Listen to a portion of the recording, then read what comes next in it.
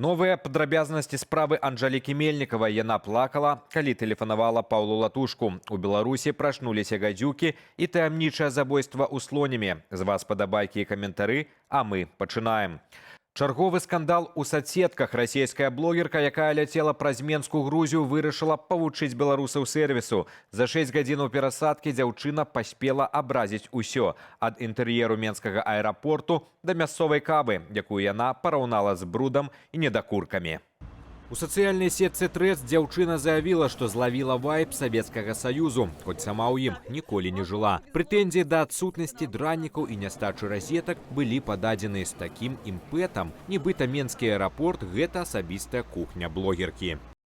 Прилетела в Минский аэропорт. У меня тут пересадка 6 часов до Грузии. Такой вайб Советского Союза словила, хоть я там и никогда не жила. Купила, значит, кофе и блинчик с курицей и грибами. Драников сказали нет. За 30 белорусских рублей. Господи, я чуть не блеванула, особенно от кофе. Мне будто в стаканчик, а потом затушили туда окурки. Конечно, я его не выпила. И розеток практически нет. Вот так вот. Сижу, жду. Ну, в остальном все не так плохо.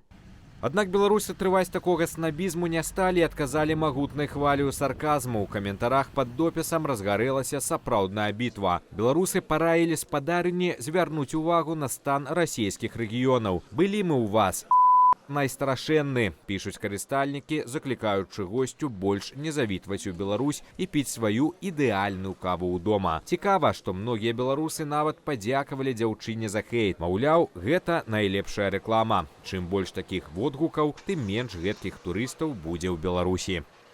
У Слонімі незвычайная знаходка каля чыгуначнага мосту стала прычыну сур'ёзнай міліцэйскай праверкі. Мёртвы лебедзь, знойдзены жыхарамі за лічаныя гадзіны, ператварыўся ў соцсетках у ахвяру людской жорсткасці. Каментатары патрабавалі знайсці і пакараць вінаватых.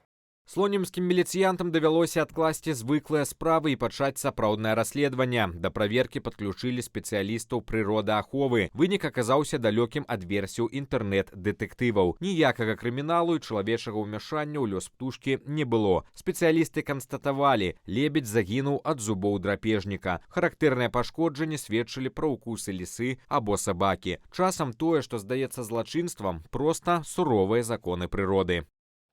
Год таму экс-спікерка Каардынацыйнай рады Анжеліка Мельнікава раптоўна знікла. Яна пакінула Польшу, вылецеўшы нібыта ў Лондан, але апынулася ў Дубаі, пасля чаго сувязь з ёй абарвалася. Цяпер у справе з'явіліся новыя падрабязнасці.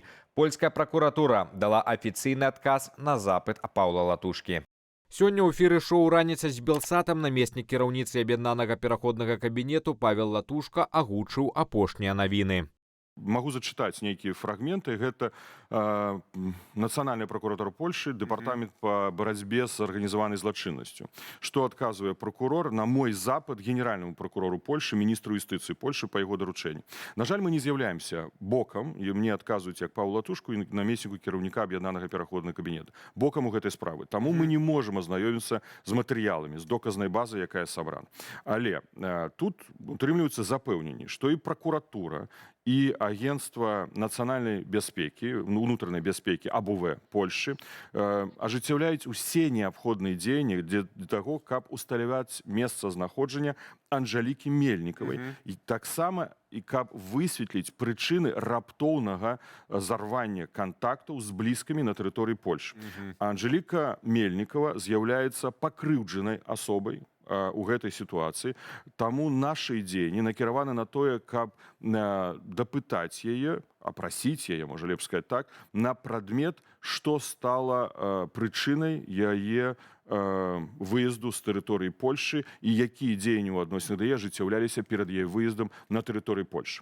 А зараз давайте вось такая інфармацыя. Таксама Павел Латушка расказаў, што Мельнікава не проста кіравала Каардынацыйнай рады, але і фінансавала знакавае паседжанне з уласнай кішэні, калі амерыканская дапамога прыпынілася. Менавіта пры ёй прынялі рэзалюцыю аб адказнасці Лукашэнкі ў міжнародным крымінальным судзе. Яна актыўна прасоўвала інтарэсы Беларусі ў пар'е і працавала з кіберпартызанамі. партызанамі, структурамі, якія нанеслі велізарную шкоду сілавікам. Аднак ценявы бок гісторыі выглядае зусім іначай. Паводле незалежных расследаванняў, перад знікненнем Мельнікава адпачывала на Кубе і Шры-Ланцы з афіцэрам КДБ Алексеем Лабеевым. Больш за тое, з рахункаў фонду Беларусь Ліберці зніклі 150 тысячаў долараў, якія праз асабісты рахунак Мельнікавай пайшлі на крыптабіржу. А пасля яе ад'езду з яе акаунта спампоўваліся сакрэтныя дакументы Каардынацыйнай рады. Паводле непрацэсуальнай інфармацыі Латушкі, дзеці Мельнікавай цяпер у Беларусі. Сама яна не з імі. Яе дакладнае месцазнаходжанне невядомае. Гісторыя застаецца расшэпленай паміж вобразам адданай дзеячкі, якая стала ахвярай мядовай пасткі, і версій аб глыбока укаранённай агенцы, якая выканала сваю місію. Расследаванне працягваецца, за інфармацыю пра Анжэліку Мельнікаву гатовая заплаціць 10 тысяч еўра.